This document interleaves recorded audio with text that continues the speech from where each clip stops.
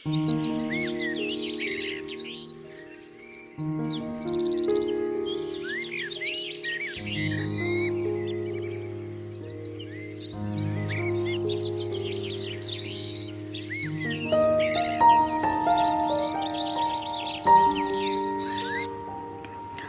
আমি mix veg বানাবো, তাই গ্রীষ্মকালীন যে সবজিগুলো পাওয়া যায় সেগুলো নিয়েছি। বরবটি, আলু, গাজর, পটল,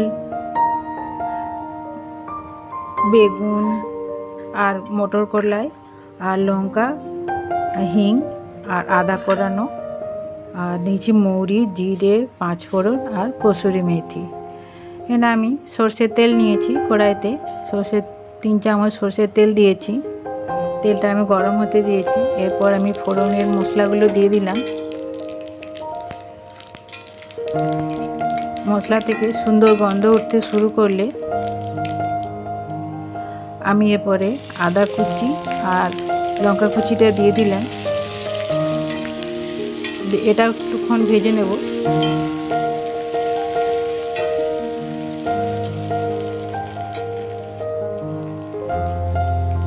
এরপর প্রথমে আমি আলুগুলো দেব। আলুগুলো দিয়ে আমি 2 মিনিট ভেজে নেব।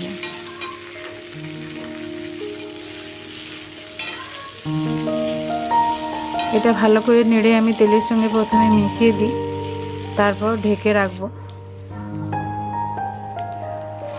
ভাজা হয়ে গেছে, তারপর আমি সবজিগুলো দিয়ে দিলাম। বেগুন কটা রয়ে গেছিলো, বেগুনটা আমি পরে দেব। প্রথমে এই মোটা মোটা সবজিগুলো একটু ভেজে নেব। বন্ধুরা, আমার এই রান্নাটি যদি ভালো লাগে লাইক আর সাবস্ক্রাইব করতে ভুলবেন না যেন। আমি পরিমাণ মতো নুন দিয়ে দিলাম আর দিলাম হলুদ 1/2 চামচ। এটাকে আবারও ভালো করে আমি মিশিয়ে নিচ্ছি। আমার চ্যানেলের নতুন বন্ধুরা, আপনাদের যদি এটি ভালো লাগে অবশ্যই সাবস্ক্রাইব করবেন।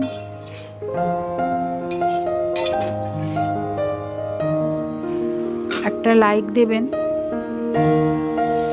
এটা আমি 2 মিনিটের জন্য ঢাকা দিয়ে রেখেছিলাম। আবার আমি একটু নেড়ে দেব। এটা সবজি রসে সবজিটা সেদ্ধ হবে, তাই 2 মিনিট অন্তর অন্তর একটু নেড়ে দিতে হবে যাতে তলায় ধরে না যায়। আমি নুন দিয়ে দিয়েছি, সবজি থেকে জল বেরোতে শুরু করে দিয়েছে। এরপর আমি বেগুনটা দিয়ে দিচ্ছি। সবজিগুলো অল্প ভেজে বেগুনটা দিলে বেগুনটা আর ঘাঁটা হবে না। এরপর এটা আমি আবার ভালো করে মিশিয়ে নিচ্ছি।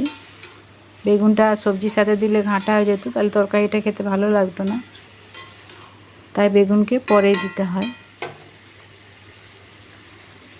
এরপর আমি ভিজিয়ে রাখা মটরশুঁটিটা দিয়ে দিচ্ছি।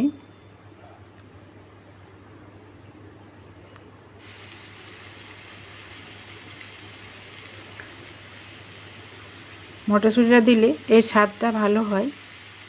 যে কোনো তরকারিতে দেখবেন ডাল দিলে সেই তরকারিটা খেতে খুব ভালো হয়, তাই আমি এখানে মটরশুঁটি দিচ্ছি, মটর কলাই। এটাকে দিয়ে আমি আবার ভালো করে মিশিয়ে নিচ্ছি।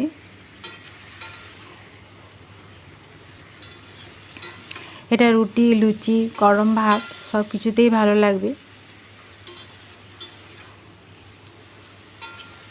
রাতের দিকে রুটির সাথে এই মিক্স ভেজটা বানিয়ে নিলে খুব তাড়াতাড়ি হয়ে যায় আর মশলা বাটার ঝামেলাই নেই।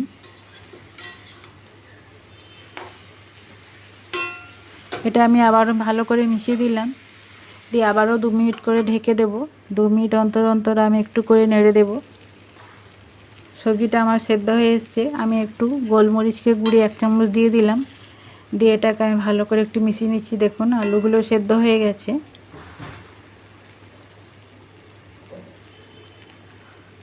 দিয়ে গাজর তো আমরা কাঁচাই খাই, গাজরও সেদ্ধ হয়ে গেছে। আর দেখুন এই যে পটলও খুব সুন্দর সেদ্ধ হয়েছে। এরপর এটা আমি ভালো করে মিশিয়ে নিচ্ছি। এটা আমার হয়ে গেছে রুটির জন্য শুকনো সবজি। আপনারা রস চাইলে এরপরে 1 কাপ জল দিয়ে এটা রস করে দিতে পারেন। তো এই নিরামিষ তরকারি একটু শুকনো খেলেই ভালো লাগে।